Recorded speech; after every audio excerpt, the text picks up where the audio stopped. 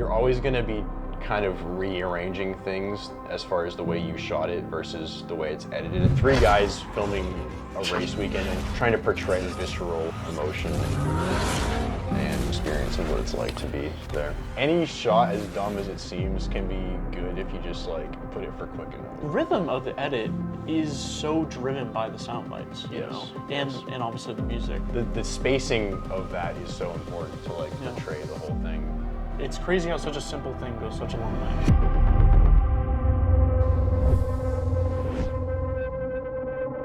All right, today we're looking at one of the edits we've done here at OS Media. I have the editor of said video, Matt, here. Say hi. Hi. Awesome. This specific video we'll be breaking down is from a bigger series of documentaries that we've been doing following this racer in the Super Trofeo series for Lamborghini. First episode of the second season. This particular episode was a return to the first track that we ever made an episode on. More emotions, more narrative there to create. And it's also one of our favorites. I'll say personally, I feel like it objectively might be the best one. Yeah. Anything else we should cover before? I'm hitting the space bar to play it. No, but is there anything? I'm gonna hit it. No. I'm gonna hit it. All right, play it. Go again tomorrow. This is not even the start.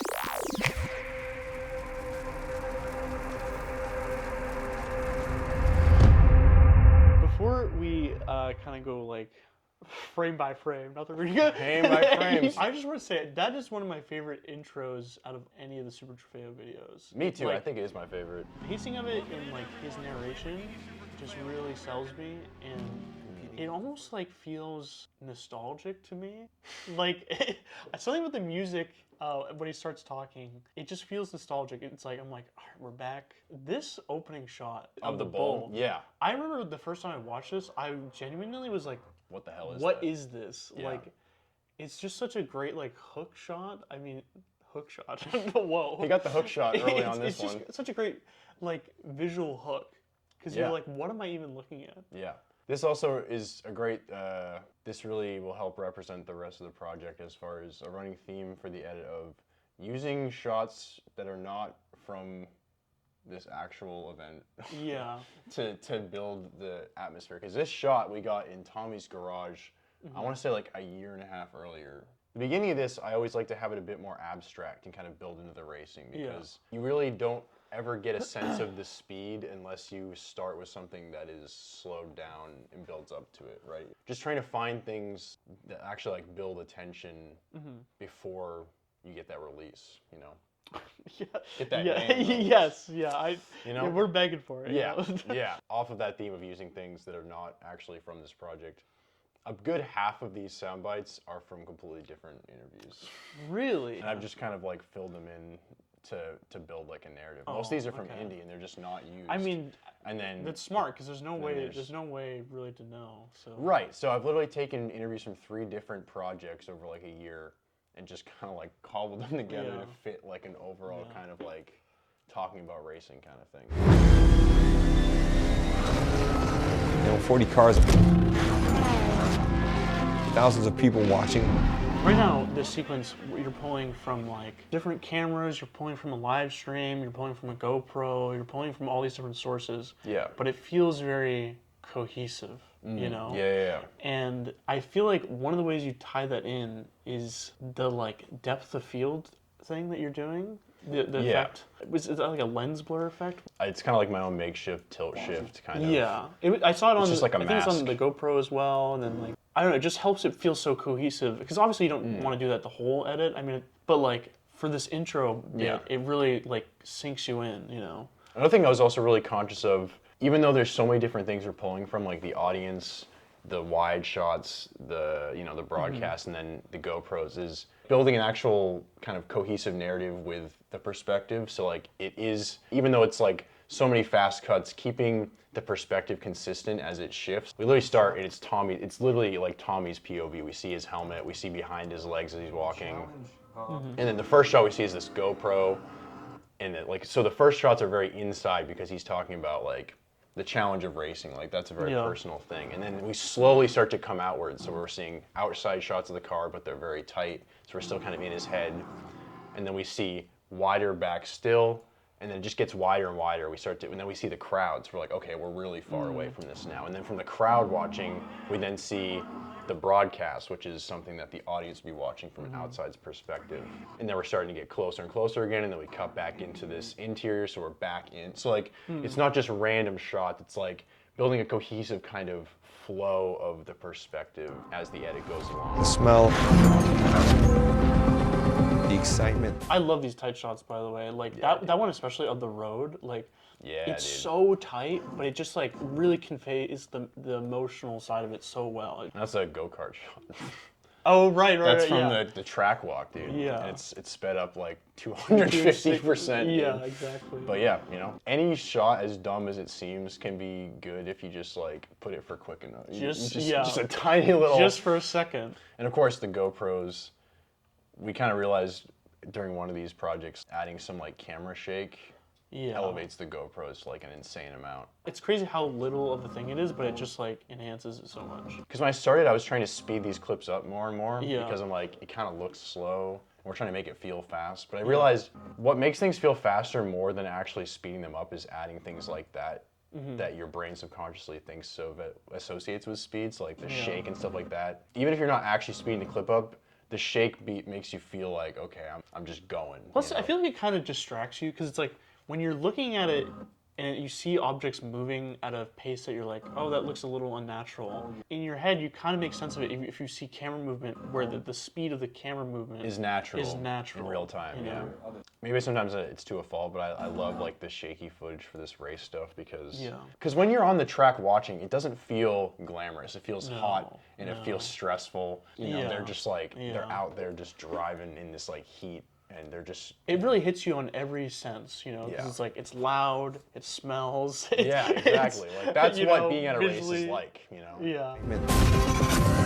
The adrenaline rush, all your other senses just shut off. The mindset of winning comes into play. These kind of clips These close-up shots. that we shot at Tommy's house. Yeah, these are all in his just simulator. One light like behind, kind of flaring the lens a little bit. Yeah.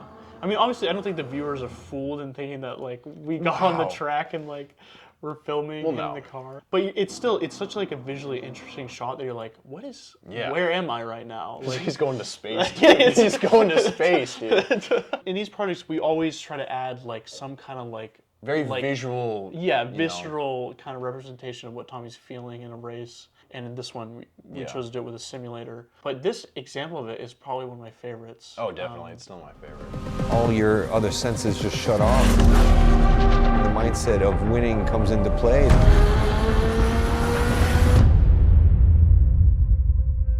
And I love the way that we're just building and building. Like it's all like a push and pull kind of thing. And it just builds and builds and builds, and then we're just like boom, stop dead. You know, Yeah. silence kind of thing.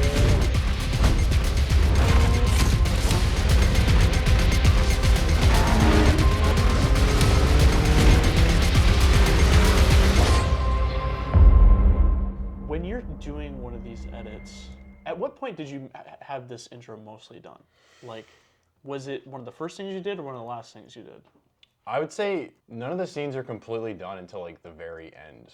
Like, Right, you're just I kinda, really like- just kind of putting things here and there. Yeah. Like the first thing I always do is I do it from an audio perspective. I literally spend like 3 days just sitting with all the sound bites and all the music tracks, and I build out the order, and there's no shots at all. I'm just kind of like, I close my eyes and just listen to like the flow of it. That's how I do things too. Is Right. like, just have all your sound bites in a row because And it's have like it timed out with the music. Yeah. Have the music, because a lot of times I take the music tracks and I cut them up and I rearrange them and all that. because like the rhythm of the edit is so driven by the sound bites, you know, and obviously the music. So it makes sense to have your structure be entirely based off of the sound bites first, and then tweak it from there. Obviously, Any candid moments are obviously kind of where Yeah, you get yeah. to kind of just throw that Break out that the up a window little and get bit, to kind of yeah. break it up. But yeah, as far as interview clips, it really has to be just like rhythmic for me. I don't know, like I get very like particular about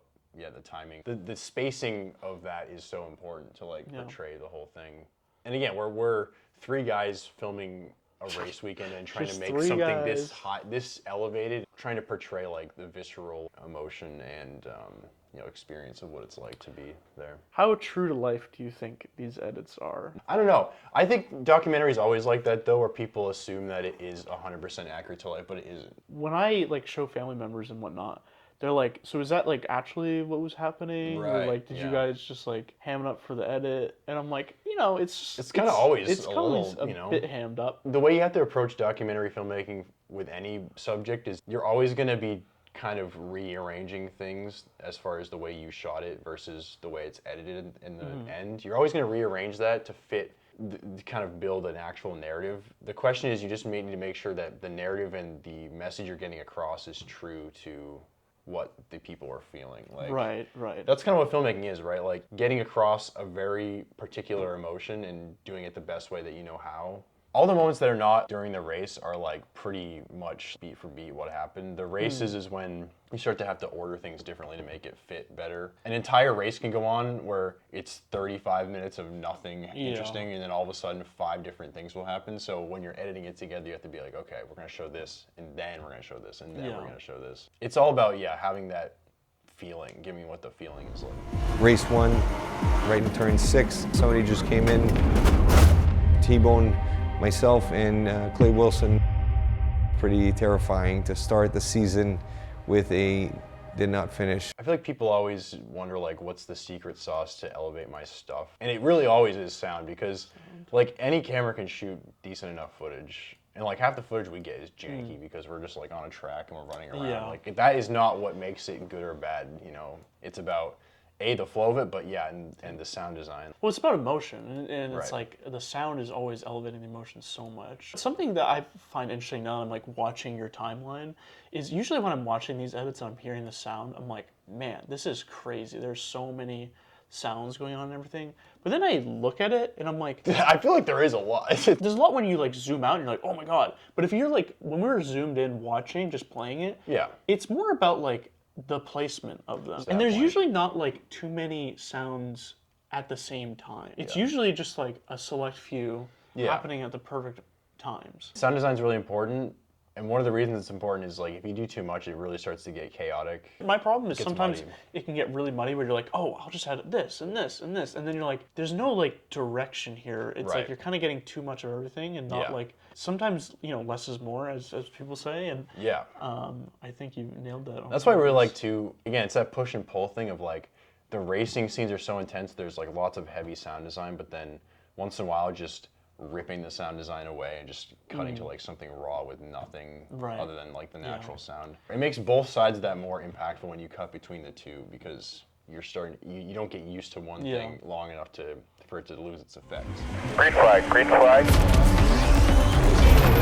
This one shot, that one shot that Truman got is insane. I know, I love that one. I don't know why, it's like, it just hits so. It just sums up the whole thing in one shot really quickly. It almost feels like the car's getting slingshotted into that shot. Like you kind of have it going this way, and it kind of pulls back and just goes, just hits right into it. You know? Just be smart with the car up ahead. Great job.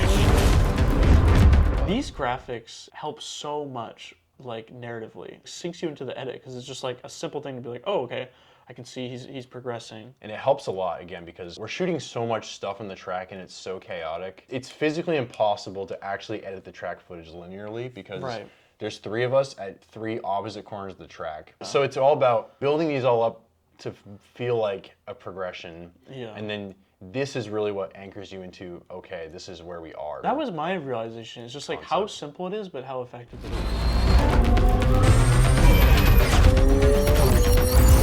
The axle snap is something that like we don't really, there wasn't really any way to show it because we're just filming the race and then we get to the pits and the car pulls in, they're like, yeah, the axle's broken. And you're like, okay, how do you show, like, how do you show that and make that interesting? So I just got like a stock footage of a spinning axle and just like really kind of. Game over. Game over. You bro. are dead. And then you cut into this and you're like, wait, what's going on? What's going on? Right, and I like, again, it's like very stylized sequence. When we hard cut, it's like It's like that flashbang when we wake up. It's like very real. It's just like I boots on the ground. I love the footage. POV of this because it really feels like we're like watching and we're there trying to figure out what's going on with them and everything.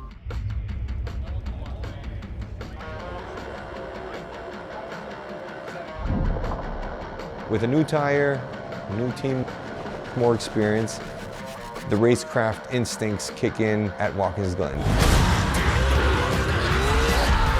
This next race, race 1, in order to like counteract what happens later in the race, you want to like have like the most badass feeling possible. So just be Yeah. like, all right, we're feeling good. Everything's great. So just adding in like a needle drop or something really hardcore. You know, making them feel confident. Pits open at 30 minutes. We're leading P1. We're gonna box this lap, box this lap. Timer working. Nope. So that's just that hard transition Yeah. from we're feeling good to just like, uh-oh, Yeah. something's not good.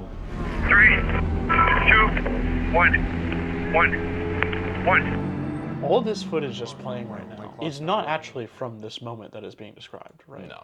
Like, not even a single shot. We only shoot the pit Like in the one race. qualifiers. Yeah. So all this footage you're seeing from in the pit is not from this moment. Right. And it's just being used here to convey that message. This internal car shot, I'm pretty sure it's from a different, Mm-hmm. it's from the last race, I think. All we have to go off of is we have the audio from the walkie-talkie. Like, that's all we have to Right. go off of to build the scene. So it's like that, and then just finding whatever we can to build a sequence. That's a question I always get from people when they watch these is they're like, how are you there capturing everything? And I'm like, that's the secret. We're not. We're not. We're not. We are not We're actually at all. bad at our jobs, Yeah. actually. If you can convince everyone that it's the right shots Right. for the right scene, then it is.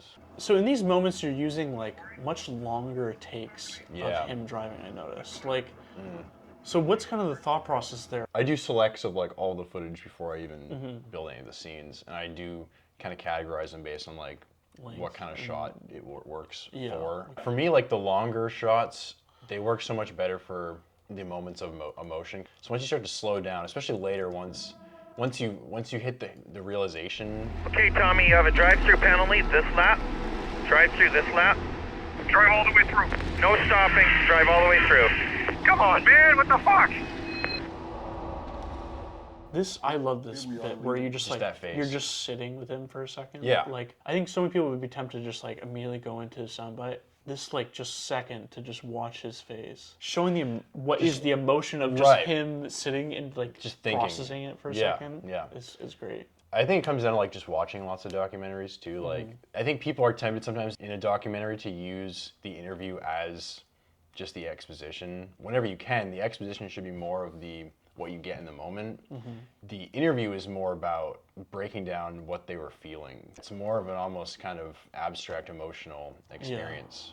So stuff like that, We are leading. in a way that you couldn't see in the moment because it's too quick. This showing We are kind of leading. We're in him P1. processing it really adds to that, you know. Yeah. And again, here you start to see the shots get feeling than going through much the- longer. Much longer. Yeah. going by you. Like every time you use a GoPro, Yeah, it's shaking. And Right. It's going crazy. And then when you just play a GoPro shot, just plain, you know, normal, just if plain. you're like, oh, it's this is what it this actually is messed up. This Yeah. is messed up. It's crazy how such a simple thing goes such a long way. And again, picking the shots that make the car feel like very small and kind of like alone and isolated. Yeah. Using this like lack of sound design here too, like it's Yeah. very minimal and you don't hear the car engine at all or so internal because it's like Yeah. at that moment, is Tommy noticing any of that? Absolutely not, you know. Looks like you got third place, Tommy.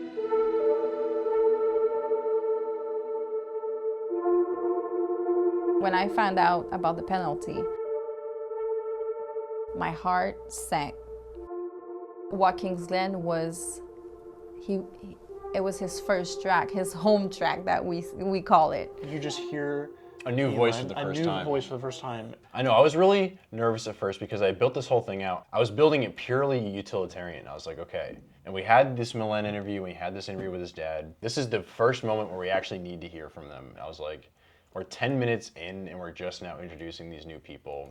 I was kind of like, is that okay? Is that like too late to just be like, oh, and here's some random other new people? It makes it so satisfying. Because Yeah. I remember when we were kind of talking about the structure of this, like how it's gonna be structured. there was a big question mark of when they come in. You don't even expect them at this point. Yeah. Because it's just been Tommy or maybe Corey. And then, yeah, just a new voice. And this is true with most videos that you're gonna have to make, is like, it's an impossible task of making the scene feel true to what happened and feel like emotionally devastating, but at the same time, not take it over the edge of where the person who it's about, who's funding it, watching it, being like, well, this is too much of a bummer. I don't want to put this out about myself. Putting the family in here, it is a sad moment, but turning into realizing that, like, you know, the family is what matters most, and kind of they're always there to support you. It really helps the scene have two different emotions at once, where it's sad and disappointing, but at the same time it's still bittersweet kind of thing. He was there on the stadium, so I was happy for him. When I was young, always in my life I got a sport car. I love this interview because, again, it's like it plays into the emotions still, but then it really leads into the next race, because it's like that pick yourself up kind of thing. When Tommy do something, he go to the end. Yep, he's not a quitter.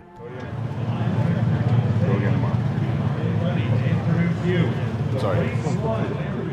Keeping our head up, you know, telling me it's all going to be okay, and it's a little wake-up call to say, you know what happened today, try again tomorrow. So that was 3 crucial scenes to our Watkins Glen, or I shouldn't even say our, to Matt's. It's our. Matt's Watkins Glen edit. The Matt cut, which is the regular cut, because I cut the whole thing. Yeah. This was so much fun to edit, especially when it's like midnight. Yeah, when you're like really tired, haven't eaten all day. So I watch them back, and when they are really good, I'm like, wow, I was like on no sleep. Right. How did I do that? Like, how did that That's happen? how it's done, you know? That's how it's done. No dude. good edit is made on a full stomach. No. With 8 hours of sleep, you know? Hope you guys learned something. If you didn't, just pretend you did. Yeah. Like, okay, we need some interaction. For one, go check out the full edit that Matt's done. It's a full, like, 20-minute kind of doc about our racer, Tommy, here in the Super Trofeo series. Yeah, if you're a fan of Drive to Survive, definitely watch these, because I didn't watch a single episode of that. They're better than Drive to Survive. Thanks for watching. Stay tuned for the next one.